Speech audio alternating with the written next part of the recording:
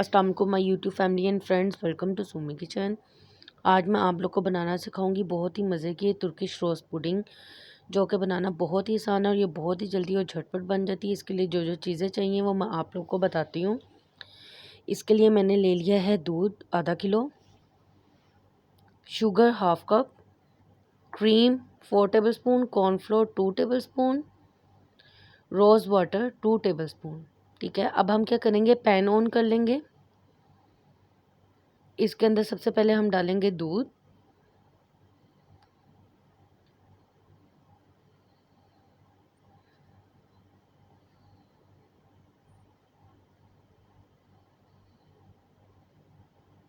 साथ ही मैं इसके अंदर शुगर ऐड कर दूंगी। पहले मैं थोड़ी डालूंगी और अगर मुझे लगा कि मीठा कम है तो फिर मैं पूरी डाल दूंगी। वैसे इसमें पूरी डल जाती है, हाफ कप इनफ है इसमें। साथ ही मैं इसके अंदर क्रीम ऐड कर दूंगी 4 टेबल स्पून। ये कुकिंग क्रीम है जो टेट्रा पैक में आती है वो। इसको हम अच्छी तरह से करेंगे मिक्स। साथ ही अब मैं इसके अंदर ये रोज़ वाटर भी ऐड कर दूंगी और इसको हम कुक करेंगे। जब तक ये कुक होता है तब तक मैं क्या करती हूँ कि जो हमारा कॉर्नफ्लोर है उसके अंदर मैं थोड़ा सा पानी ऐड करके इसको जो है हम लोग मिक्स कर लेते हैं।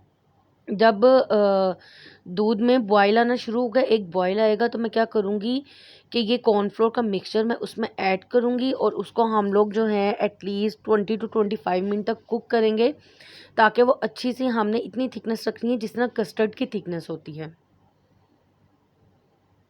देखिए दूध हमारा गर्म होना शुरू हो गया, इसके बस एक बॉयल आ गया और अब मैं इसके अंदर जो है हल्के हाथ से हल्का आहिस्ता आहिस्ता करके हम लोग इसके अंदर जो है कॉर्नफ्लोर ऐड करेंगे और विस्क हिलानी हमने बंद नहीं करनी।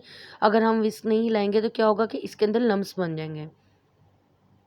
ठीक है, थोड़ा थोड़ा स्लो स्लो करके हमने इसके अंदर कॉर्नफ्लोर ढककर डालना है, ऐड करना है और हमने इसको 20 to 25 मिनट तक एटलीस्ट जो है कुक करना है, ताकि जो हमने कॉर्नफ्लोर डाला है वो कच्चा ना रहे और हमारी जो पुडिंग है वो अच्छी तरह से थिक हो जाए। थिकनेस हमने कस्टर्ड की, जितनी कस्टर्ड की थिकनेस होती है उस टाइप का हमने करना है कि ये एक टाइप का कस्टर्ड ही है। ठीक है, इसको हमने मीडियम फ्लेम पे हमने इसको कुक करना है और विस्क हिलानी हमने बंद नहीं करनी। अगर हम विस्क नहीं हिलाएंगे तो क्या होगा कि ये नीचे लग जाएगी या इसके अंदर लम्स बन जाएंगे, जो कि हमें नहीं चाहिए।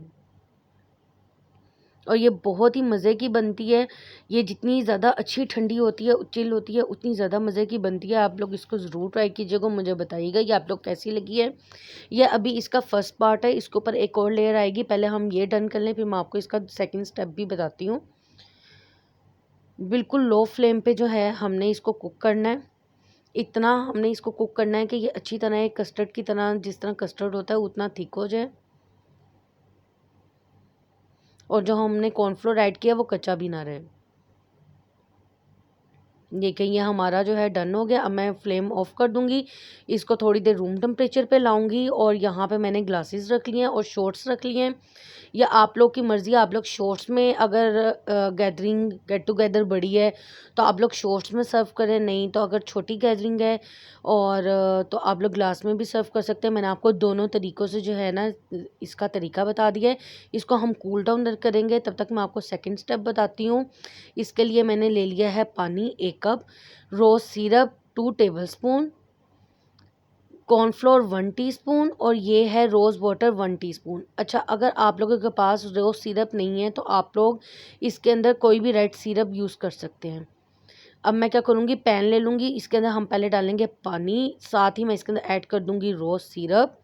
ये मेरा होममेड रोज़ सिरप है। इंशाल्लाह मैं जल्दी आप लोगों को रोज़ सिरप की भी जो है रेसिपी दे दूँगी। साथ ही मैं इसके अंदर रोज़ वाटर ऐड करूँगी, गुलाब का अर्क और जो मैंने क्योंकि रोज़ सिरप यूज़ किया है तो वो थोड़ा सा मीठा उसमें कम होता है, तो मैं थोड़ी सी 1 टीस्पून या 1 टेबल स्पून के करीब इसमें शुगर ऐड करूँगी। अगर आप लोग दूसरा कोई भी रेड सिरप जिस तरह जामे शीरी वगैरह है वो यूज़ करते हैं तो फिर आपको शुगर ऐड करने की ज़रूरत नहीं है।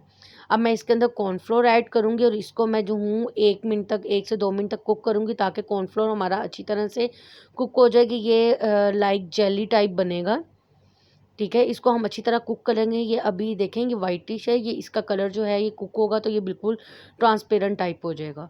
ये देखेंगे हमारी रेडी है। मैं फ्लेम ऑफ करूँगी और ये जो हमारे पुडिंग जो मैंने ऐड की थी ये भी ठंडी हो गई है। अब हम इसके ऊपर जो है जो हमने जेली तैयार की है ये ऐड करेंगे। अगर हमारी पुडिंग ठंडी नहीं होगी तो क्या होगा कि जब हम लोग ये जेली जो हमने मिक्सचर बनाया है ये हम डालेंगे तो ये नीचे मिक्स हो जाएगी। पुडिंग हमारी अच्छी तरह से सेट हो जाए, तकरीबन 15 टू 20 मिनट लगेंगे। उसके बाद आपने ये इसके ऊपर ऐड करना है। ठीक है, ये देखें हमने सारों में इस तरह लगा दिया। अब मैं क्या करूँगी आपको इसकी गार्निशिंग बताऊँगी। मैं पिस्ता ले लूँगी 2 टेबलस्पून पिस्ता, और जो है पैन लेंगे, पैन के अंदर मैं डालूँगी 1 टेबलस्पून शुगर।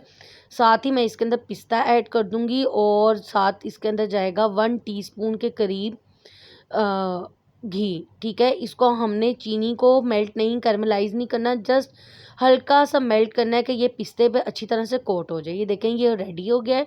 अब क्या करेंगे, आप लोगों के पास अगर फ्रेश फ्लावर्स हैं, गुलाब के फ्रेश फूल की पत्तियां, तो आप लोग वो ऐड कर लें। मेरे पास जो है ये मैंने ड्राई की हुई हैं, मैं इस पे इसी से गार्निश करूँगी। साथ इसके साथ जाएगा पिस्ता। ठीक है, ये देखें व्यूवर्स ये हमारे मज़ेदार सी तुर्किश रोज़ पुडिंग रेडी है। इसको अच्छी तरह से चिल करें और इसको ज़रूर ट्राई करें। ये जितनी अच्छी ठंडी होगी उतनी मज़े की लगेगी। Please like and subscribe my channel. Thank you.